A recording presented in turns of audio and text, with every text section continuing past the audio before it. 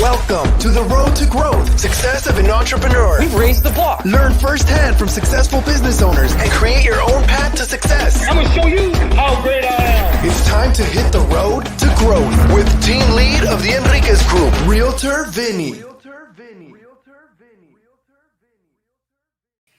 Hi, you Road to Growth listeners. Today, if you're looking for motivation, you came to the right episode. We have Walter Bond here. Okay, now before we got on the mic, I had to listen to some of your YouTube videos, some of your talks out there. One thing that just got my attention, so you were in the NBA for a couple years, and I was getting into the nitty gritty of it, of you playing against Michael Jordan. And you're just like, once you hear a name like that, you're like, oh, man, you'd be a little afraid. I played pickup basketball, and I get excited about that. But yeah, thank you, Walter, for being here. Vinny, thanks for having me. And, playing in the NBA was a childhood dream. And it was a process. It didn't happen overnight. And it was an incredible journey. Had ups and downs and success stories, some setbacks. But in the end, I got to where I wanted to be. And that's why I do what I do now, from a motivational standpoint. Everyone has a dream. So whoever's listening right now, I know you have a dream. So you're either on the verge of achieving it, you're just starting to work toward it and focus on it. My wife and I, we launched a company 20 years ago dedicated to helping people live their dream. And so the NBA for me is not nearly as rewarding as it is for what we do now, helping others live their dream. Well, when you were a young kid, were you athletic, playing a lot of sports? Was it that you wanted to be an entrepreneur? Was it basketball? What was that mindset like when you were younger? I wanted to be both, Vinny. Honestly, okay. When I was young, obviously I dreamt about sports first, but about high school, my father had me write some goals down of what I wanted to do with my whole life. Right. And obviously basketball was one of them, but I wanted to graduate from college. And it was very important for me to make more money in business than I did in sports. And the benefit of that now, setting goal settings and in our coaching programs, we take a lot of our entrepreneurs through the process that you gotta have a long-term goal, and I'll give you the example, we coach a lot of pro athletes now who are retired, who are lost because they only had goals up to the sports part of their life and they didn't have anything planned beyond sports. And so as a result, they're 35, 40 years old, kind of lost. And we were able to transition pretty easily because we have post-sports goals, right? So I don't care where you are in your journey, you got to map this whole thing out, right? You got to map your whole life out. And what we do is help people walk through it. What's your father's background? What did he do? Because setting goals is a strong thing, and I know for myself, it was a long time before I actually knew that mindset of actually setting goals, believing in it, kind of going forward. What did your father do? Well, he was a high school principal, and It worked out where he was my high school principal. People see me now and they think, "Wow, you're on YouTube and you're a big time motivational speaker." My truth is, honestly, I flunked out my first high school. Right. Oh, wow. So my journey was a journey, and my dad transferred me to his high school. And the best part about it was the ride to school. The ride to school in his car was basically a coaching session. And so now that's why we are so passionate about coaching, because I know what it's done for me. In my sports career, I know what it did for me in business. We have business coaches. The bottom line is this, Vinny, I want everybody to hear me clearly. You will not reach your potential without a coach. It's literally that simple. What now? Let's go back to that, because that's an interesting thing. So your father didn't want you to go to the same school that he was principaling at. Did you have that conversation, or was it your decision? Was it his decision? Where did that come from? Well, to be perfectly honest, it was a dual decision, and without getting too detailed, the truth is the first high school I went to was one of the top academic schools where all the bright kids go. And my brother and sister went there and they did well. I'm the youngest, right? So at the time, to be honest with you, I only focused on sports and school was secondary. But that kind of school, you got to compete in the classroom. And I wasn't ready to compete in the classroom. I actually believe those kids were smarter than me. And so I could really relate to someone who loses confidence, someone who might struggle with confidence. And I lost academic confidence at my first high school, which rendered me useless, really, because when you lose confidence, it's hard to walk down the street, right?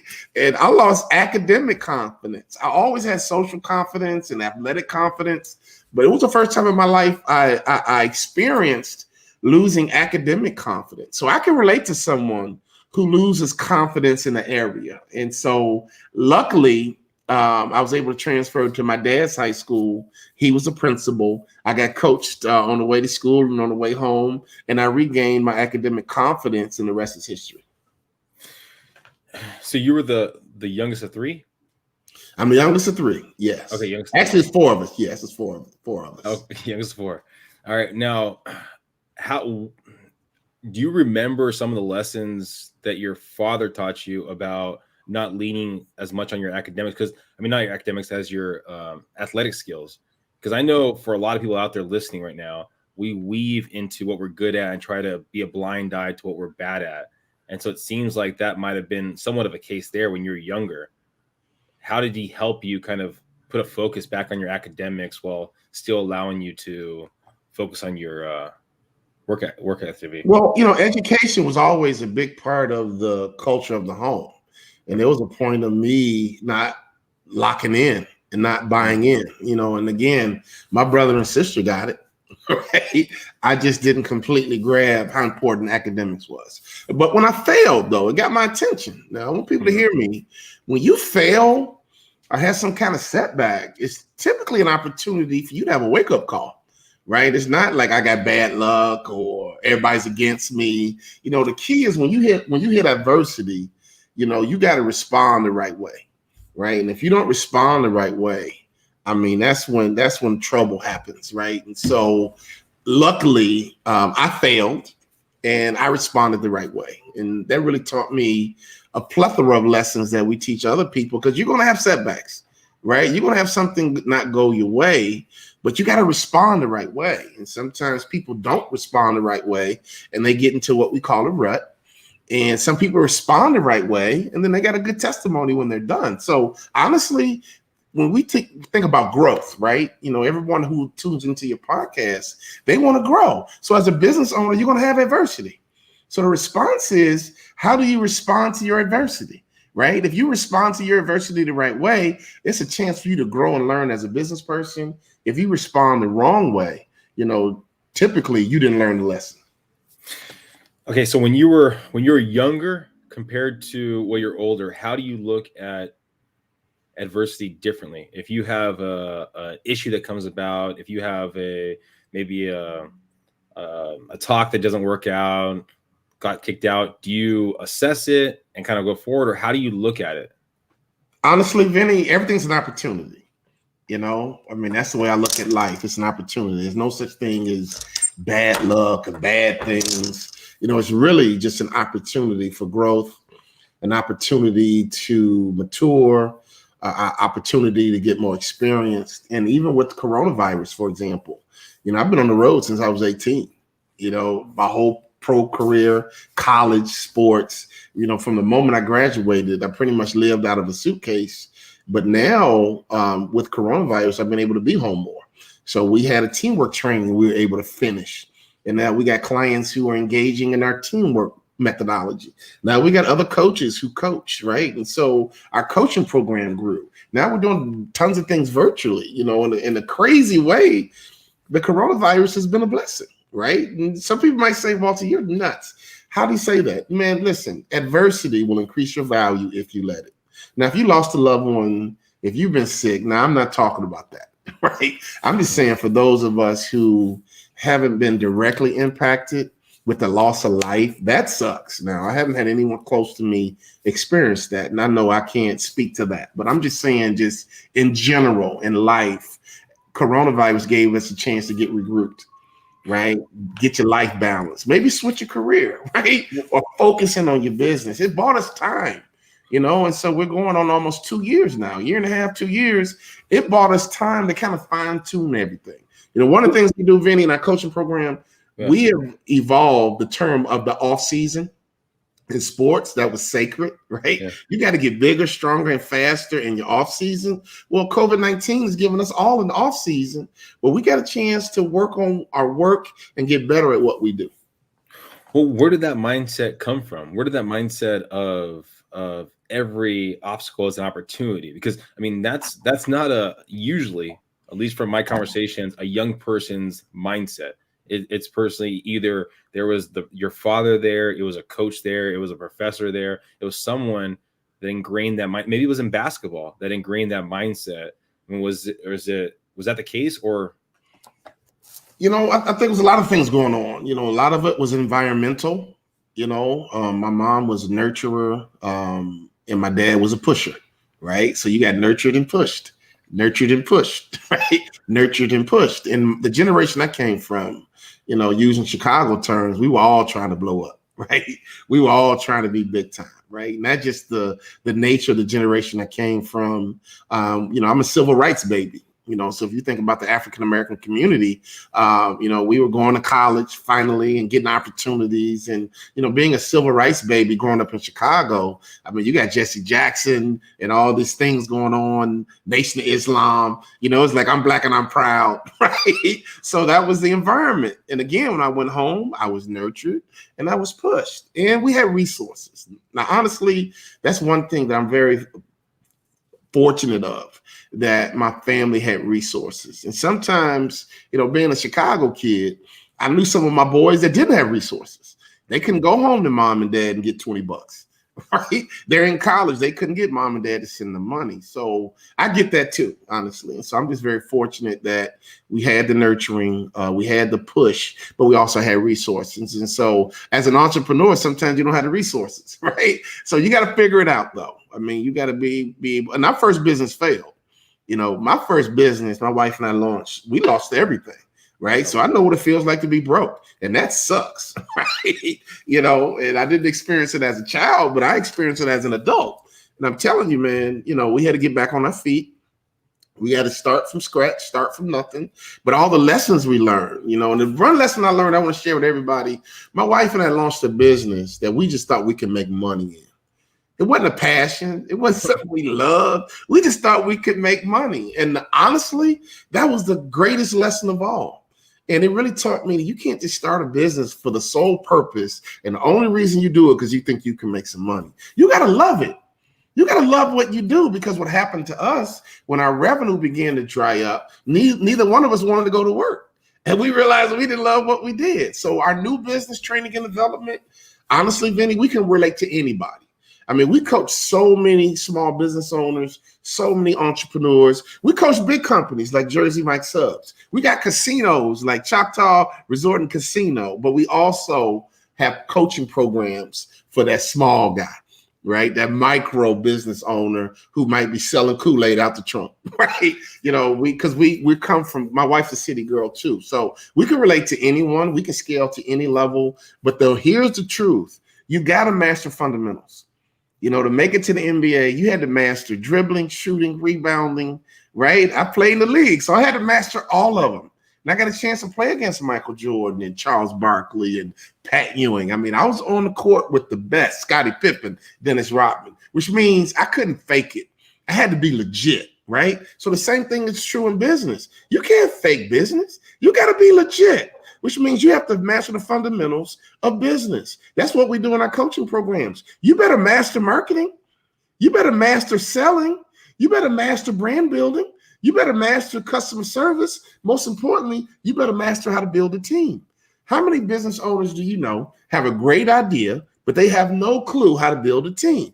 Right? So they're just by themselves with this great idea, and everybody thinks they're an idiot. Nobody wants to work for them because they don't know the fundamentals of team building. We teach all of that because our goal, honestly, going through all that we've been through in life and in business, being city people, but also going to country clubs and seeing the high life, I'm like, man, I want my people to get it, right? I want my people, no matter where you're from, what your background is, sometimes you need to have access. And let me preach this for a moment. And this is what a lot of people don't understand. They look on TV and see celebrities. They look in magazines and all these big time people. Here's the best way you can spend money, right? It's not going to get a Mercedes and front and floss like you that dude or that chick. The way you spend money, honestly, is to get access.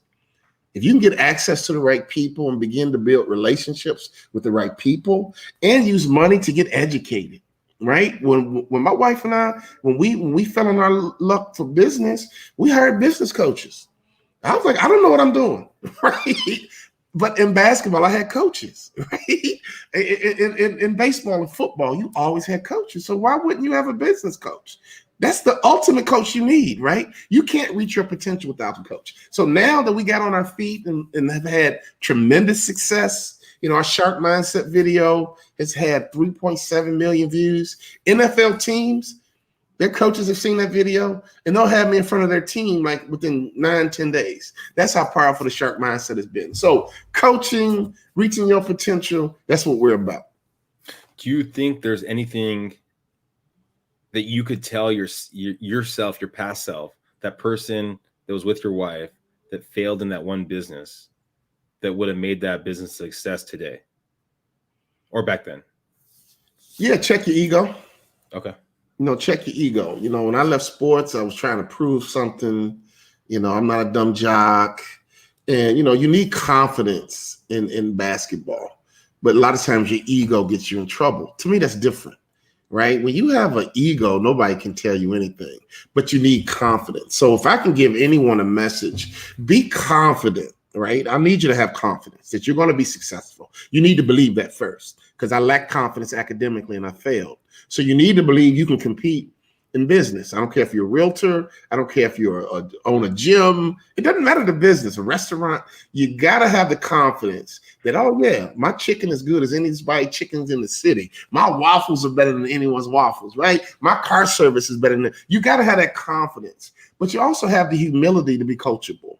And if I could go back to tell my former self that I was not coachable, and probably the most important thing I did once we failed in our first business was investing in coaching. And the coaches were able to teach me what I didn't know, right? You don't know what you don't know, right? And he asked me one question that changed the game. Now, as a ball player, I shot 500 shots a day, every single day. That was my habit and ritual, and it got me to the NBA. And so he asked me, how many sales calls are you making a day?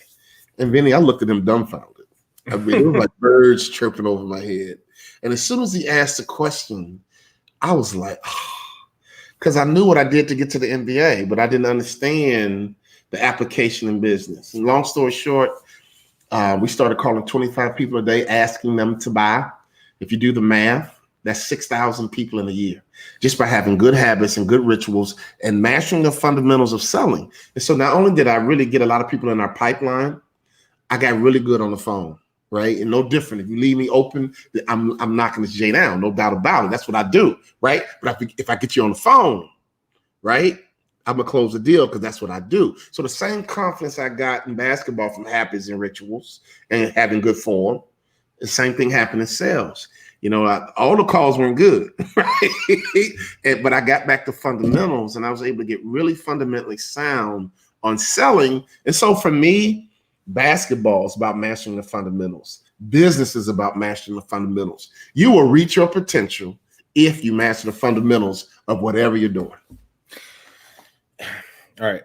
If let's say you had a bad game, okay, what would you do? And then let's say you had a bad phone call where you got rejected. What would you do? Learn from it. Honestly, I would hang up the phone sometimes, Vinny, and would say, man, I just talked too much. Like I should have asked questions and listened. And literally, have that moment where you kind of beat yourself up a little bit, because you knew what you did wrong, right? And then as you get seasoned and more mature, you realize don't talk too much, right? And I almost never do it now. Back then, I did it all the time because I was so excited, eager, thirsty, whatever words you want to use, that I didn't have the discipline or the poise to ask the questions and shut up and listen. I can do that now. In basketball, no different, man. I didn't square up. That's why my shot is off, right? Or I'm shooting bad shots. So it was typically pretty obvious as I matured as an athlete what I was doing wrong. And it was easy fixes, easy corrections. Same thing now in business. Now that I know the fundamentals of business It's easier to correct mistakes. So the real challenge for all of your listeners who are entrepreneurs and business people, you might be like me 20 years ago when I didn't know what I didn't know, right? And so I didn't even know the importance of making sales calls. I didn't know the importance of marketing and branding. I didn't understand the importance of relationship building, getting access. The best thing we ever did, honestly, we joined a country club back in Minneapolis, and we gained access to successful business people. Honestly, aside from sales calls, that was huge, right? So when I got to the country club and built relationships over time, not only was I able to network effectively and get some business, I got confident because I'm around these successful business guys. And after a while, I'm like, you're not smarter than me. If you can do it, I can do it. If you can do it, I can do it. If you can do it, I can do it. And the key is fellowship, right? We always were told to hang around don't hang around the wrong crowd growing up, right? But they never told us the power of hanging around the right crowd. It was always that negative context. Don't hang around the wrong crowd. Don't hang around the wrong crowd. Well, the same is true if you hang around the right crowd. So if I can go back to elementary school, that's what we should take our kids. Hey, hang around the right crowd. Instead of putting a negative connotation on it, right? No, get around the right crowd. Get around the right crowd. When I joined the country club, we got around the right crowd. We hired a business coach, we got around the right crowd, right? And I'm telling you, to this day, I'm very sensitive to fellowship because you will become like who you hang around, right? And so if you want to be successful in business, hang around successful business people. And if I can do it, a ball player who never had a real job, right? But for 20 years, we've been mastering the fundamentals for 2 decades, right? I've become a Hall of Fame motivational speaker. I have become an executive. I have become person worthy to sit on a corporate board, right? So I knew to play in the NBA, I had to become an NBA ball player. So a lot of business people don't understand they need to become, a millionaire mind before you're gonna make $1 million. What do you think the difference, or I guess the growth of mastering yourself and helping people master themselves? Now rephrase that question again. So as being in the NBA, right, you're talking about that you shot 500 shots every single day. You did it. You had the hunger, the want to do it because you knew who you wanted to be. Yet now, as you built your team, built your company, right, even the coaching, right, now you have to help someone else do those activities. You have to help someone else want it as much as you want it, right? So it's a different kind, a little bit of different kind of mindset. What did you learn about helping others get to where they want to get to compared to helping yourself get to where you want to get to? Does that make sense? Yeah, it makes total sense. I mean, the key, a lot of it is not even up to me. It's up to that person being coachable. And that's what it boils down to. And there was a long time I was not coachable, right? Because of the ego, lack of focus, wrong value system. I mean, I had a lot of things going on. But as I matured, I became more coachable, right? So for us, we know the fundamentals of business, right? And so we trust and we know that if a person wants to reach their potential, if they're coachable, we can help them, right? If they're not coachable and they just want to complain and criticize and make excuses, we can't help you, right? It's almost like a drug addict, right? You cannot get clean until you're sick and tired of being a drug addict. You can take a drug addict to a rehab all you want until they make up their mind that they are ready to stop doing drugs. It doesn't matter how much time you spend with them. It doesn't matter how many resources you give them. If they're not ready, right, to adapt, the shark mindset is about being adaptable. It's about pivoting. It's about changing. It's about shifting. Once a person makes the shift and say, you know what, I will be coachable, right? I do want to reach my potential. I need some help getting there. Now, see, that's what a lot of people don't get. They want to do it by themselves. And I'm like, look, Michael Jordan needed Phil Jackson, okay? Tom Brady needed Bill Belichick, okay? You need to think about what happened to Tiger Woods when his dad died. Let's just think about that. Tiger Woods just kind of lost himself, right? Because you need a whole support system around you. And I see people on social media, I don't need nobody, and it's everybody against me. I'm like, okay, all right, let's come out this little fantasy world, okay? I got all these haters. Like, most haters are a figment of your imagination. Why? Because most people are so freaking selfish, they're not thinking about you. They're not focused on you, trying to destroy you or stop you. They're trying to get theirs, right? So those are all defense mechanisms, in my opinion, that sound good and feel good. But the truth is, the person who's going to stop you is looking at you in that mirror every day. I sabotage me. And so most people sabotage themselves. I mean, I'll push back a little bit on the idea. I mean, because you said it yourself, right? That you want to surround yourself around good people, right? I had some artists, I've had other people on this podcast, and they changed the group they were with, but every time they would go back to the people they grew up with that maybe didn't succeed to the level that they did, they would see some sort of resentment from those people because it's almost like a mirror of what they could have done themselves. So, I mean, maybe those people that are posting those things haven't taken your advice and moved to the right people, or put the right people around them. Well, it's all emotional, and it's even tough sometimes. You even think about an athlete. You had high school teammates, right? They were right there with you, and they kind of saw you keep progressing, and they didn't. But all of them were happy for me because they knew I worked hard.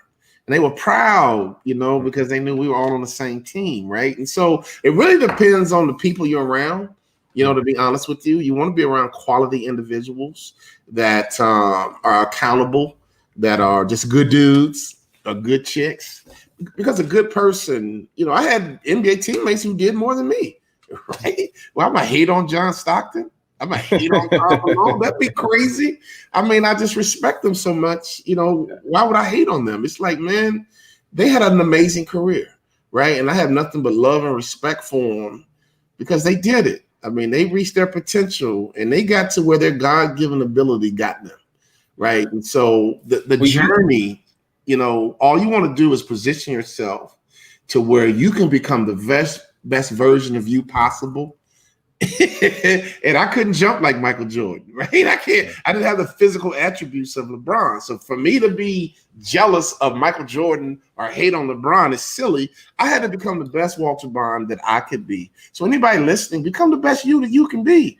Work with what God gave you and reach your potential in that context.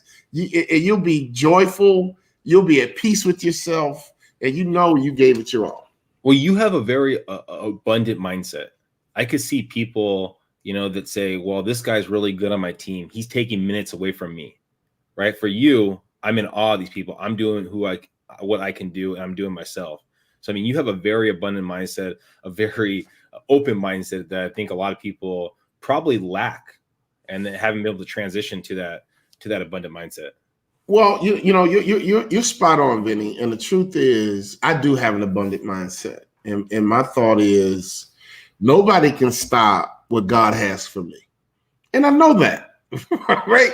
And I played sports on pretty much good teams my whole life. And I needed good teammates, right? I needed talented people around me, just to be able to be excellent, right? And so typically, if you want to be successful, you got to put yourself around successful people. Now, if you're insecure, right, and you're always comparing yourself and measuring up and not feeling worthy, you're going to make a mess anyway, because you're not going to be comfortable in that environment. And you're going to sabotage yourself, or you're going to try and sabotage somebody else. It's not going to end good, right? Because your own fears and insecurities. That's why earlier I talked about confidence versus ego. If you're confident without an ego, you can go into an environment, right, and realize I got work to do, but be comfortable in it and say, man, I really appreciate being around all these great business people. I really appreciate being around all these great lawyers. I really appreciate being around all these really good ball players because they help me, right? That's the difference between having confidence and understanding you got to get better versus having this ego, right? And we've seen people sabotage themselves, sabotage situations because of their own internal battle, their own internal struggle. And that still falls under self-sabotage. And the truth is, that's the person who you got to worry about. It's not the haters. It's not your friends who stabbed you in the back. It's you. It is you. I was in my own way. And I'm telling you, man, once I got out of my way, man, the sun came out and all of a sudden I got to where I wanted to be. And so when we do coaching programs It's all about helping that person get out their own way for the most part. They don't know it that they don't see it that way initially, but typically we get them out their own way and position them to be successful. All right, so let's talk about success. Let's talk about you and where you're going to be. If we're talking, let's say 5 years from now, where's Walter going to be? Where's your company going to be? What's the plan? Well, we're going to be much bigger. We're hiring coaches, and we're selling training programs, right? We got a casino in Oklahoma. We train 3,000 employees, right? We got a bank in Maryland. We train all their bank staff. It's 100 of them, right? And so honestly, for me now, as a keynote speaker, and we train other speakers, by the way, it's really about growing a program to help more people. And that's why coronavirus has really been fortunate for us, because we've been able to really build content. And so for a long time, I told my story and kind of gave you my charisma, but we want to build something that lives on beyond me. So that's why people want the content, right? So our book Swim, we have in there the 6, we call it the Sacred 6. It ain't about Walter Bond. We wrote a parable with make-believe characters because we don't want you thinking about me. I want you thinking about you. And if you execute these Sacred 6 from our book Swim, you will have the shark mindset. And remember, sharks run the ocean. Okay, if you go in the ocean, there's only one fish you worry about, and that's the shark, because they're an impact player. And you must become an impact player if you're going to reach your potential. So we created the Sacred 6. We got a teamwork methodology. It's called iTeam, right? We teach organizations how to build teams, championship level teams. Our clients are like, dude, this is like our whole culture has been changing and shifting. Of course, because until you have team, you got a bunch of random individuals collecting a check every 2 weeks, right? And that's what most companies have, just some random individuals collecting a check every 2 weeks. They don't like each other. They fight, right? They criticize. They talk about each other behind their back. They have straight up chaos, and people have just learned to live with this. This is just how it's supposed to be. No, it's not. No, it is not supposed to be that. You're supposed to have a team where everyone respects each other, everyone values each other, everyone completes each other and doesn't compete against each other. You respect your teammate. And let me tell you something. I've experienced that, and I've seen it in corporate America. And so what we do with our company, we help organizations achieve it. High turnover, that's a teamwork issue. Apathy, that's a teamwork issue. Poor alignment, that's a teamwork issue. Poor productivity, poor products and services, that's a teamwork issue. If your biggest expense is payroll, and most companies' biggest expense is payroll, why not develop all your people into impact players? And why not get these impact players to work together as a team? I just defined to you what we do. We develop impact players, and then we get these impact players to work together at a high level. Michael Jordan needed Scottie Pippen. Okay, Kareem needed Magic, and so forth and so on. So when you go to work, you might hate those people, but you know what? If you work together, it wouldn't take long for you to love each other, because you can help each other reach their potential. Okay, so I'm going to go back to the scarcity mindset that I really feel that a lot of people out there have, right? They believe that, okay, well, I make an impact player, right? I make my impact players on my team, and now they're going to be such strong players. They're going to be that Michael Jordan, and they're going to want to leave my team. What do you tell that person? Well, you got to take care of your people.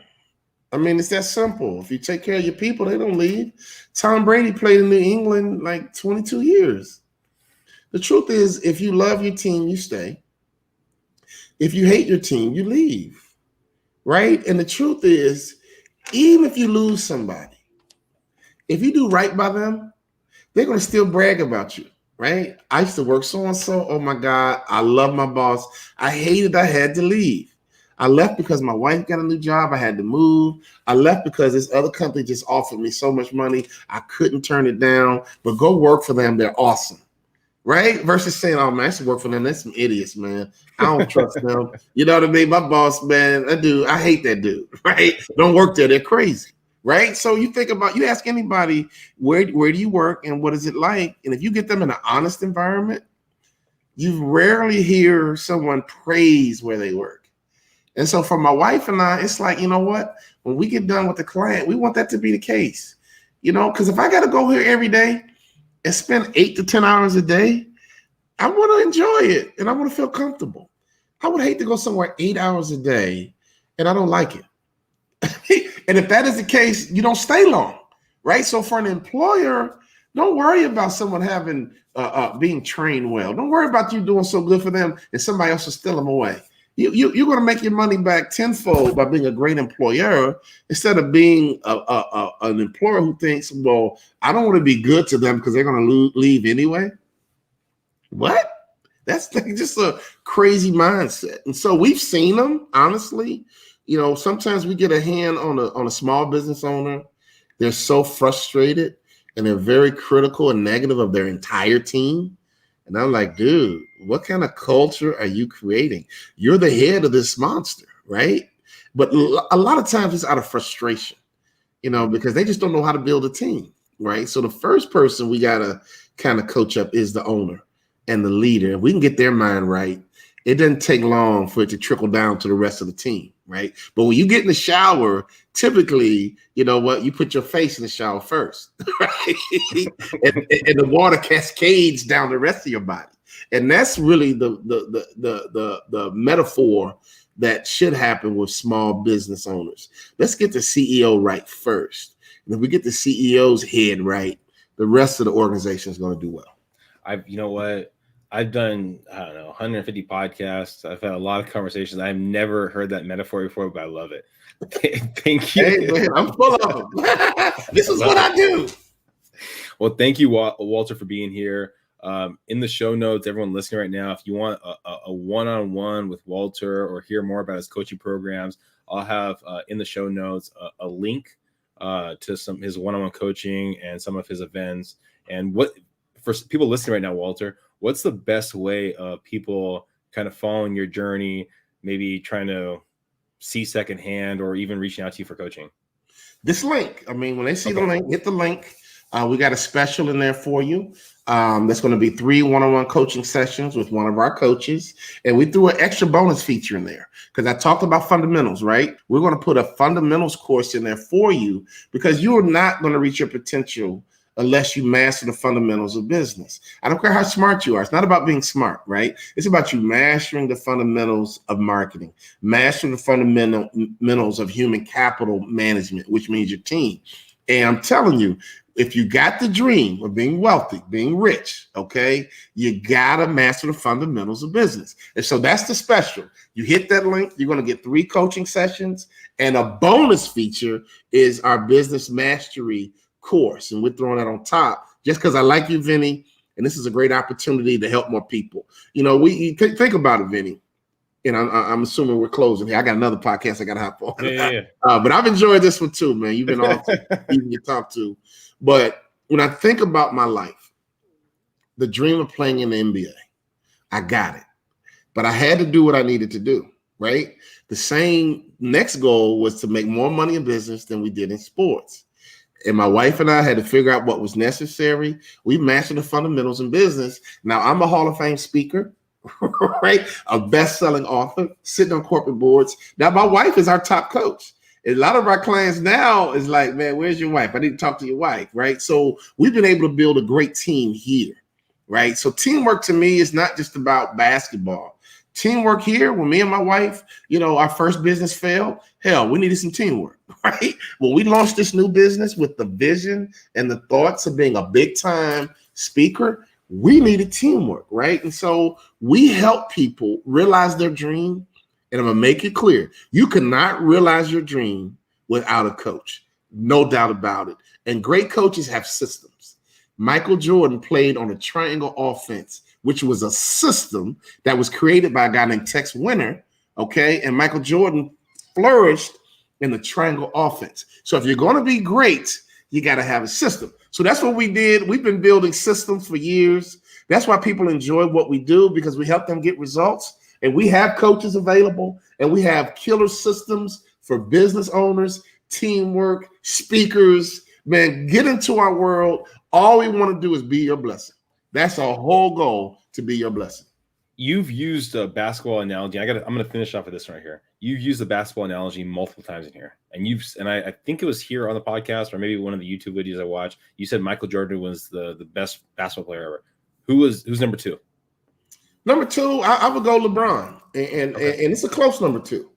And my generation would not forgive me if I said LeBron for one. So I'm not going to put myself on that list. But one thing I love about LeBron that I think if someone said he was the best ever, I wouldn't argue. He's the only great player who's not connected to a great coach. You know, you had Michael Jordan and Phil Jackson, right? You got Magic Johnson, Pat Riley. So every great coach is normally connected to a great player. LeBron is the only player that we consider as possibly the greatest ever who's not also connected to a legendary coach. So with that being said, I have tremendous respect for LeBron. He whines too much, and I hear people criticize, and I agree. But if you think about making a basketball player on a computer, right, it's LeBron, right? His size, his IQ, his skill level, his talent level, and he's the only child raised by a single mom. So that's why he's a little spoiled. Come on, you know some only children, right? If you want McDonald's, you go to McDonald's. I grew up in a house where it was a fight. Well, I want Burger King. I want McDonald's. I want Jersey Mike's. I want, and sometimes you lost, right? And that's the benefit of having siblings. When you're the only child, if you want Mickey D's, you get what? Mickey D's, right? If you want to go to the amusement park and you go to the amusement park, you get to go and you go on every ride you want to go on. I don't blame him for that. I mean, he has turned out to be a tremendous person despite the background he came from. I mean, come on. So bottom line, Michael Jordan, LeBron, I mean, let's just celebrate both of them, right? I don't even compare them because they're both amazing athletes. I'm going to reach the lines right here. So anyone listening right now, you might be a LeBron, but you could be a Michael Jordan with some great coaching. So call Walter. Yes, and we got an awesome package in there. Yeah. Reach out to us, and the coaches that have helped us in business. My God, I'm not even going to talk about Jerry Sloan and my college basketball coach. I would not have made the NBA without my college basketball coach. And Jerry Sloan, I got a chance to play for the 4th all-time winningest coach in the history of the NBA with 2 great legendary players. Let me give you a little bit of a tip. We did not scrimmage in practice. We did not play basketball. We did not go up and down 5-on-5. 4th all-time winningest coach. And man, Vinny, I'm telling you, we learned so much that now with a training and development company, you have to become a training and development-minded person in order to reach your potential. Your sales team needs to be trained, okay? Customer service needs to be trained. When I played for the Utah Jazz, we were getting trained on the Utah Jazz way. So we do a lot in franchising. And great franchising is a system. No different than a triangle offense. What is Chick-fil-A? A system. And those fries are killing it, right? The chicken is amazing, right? The sweet tea, their whole deal is amazing. How you pull into Chick-fil-A is amazing, but it's a system. So I don't care if it's business or sport, McDonald's is a system. Jersey Mike subs, I got to give them a shout out. I'm on their board. System. Everything systemized. So that's what we do in our coaching program. I want you guys to hit the link. We are all cool. All my coaches are down to earth. We all are real people. And our whole goal is to help you reach your potential. That's what brings us joy, right? So you got to use money the right way, right? You got to use money to gain access and information. If you use money to gain access and information, that's what my wife and I did. We used money to gain access and information. I don't care where you are from. Stop using your money the wrong way to go and get a nice car and a nice house and trying to fool people like you're successful. Use your money to gain access to the right people, to get some information, and you can go and buy that fat crib legit. Right? You can go and get the big car, the big whip, whatever you want to call it. You can go get it legit. But if you don't spend money the right way and not get access to the right people and not use money the right way and get coaching, get access to information, chances are you're not going to reach your potential. And that's maybe when you become a hater. I want to rescue any hater out there because it can happen for you. Well, thank you again, Walter, for being here. Everyone, thank you for listening. Please subscribe, please share, and follow Walter. Thanks, Walter. Have a great night. Awesome. Thank you, Vinny.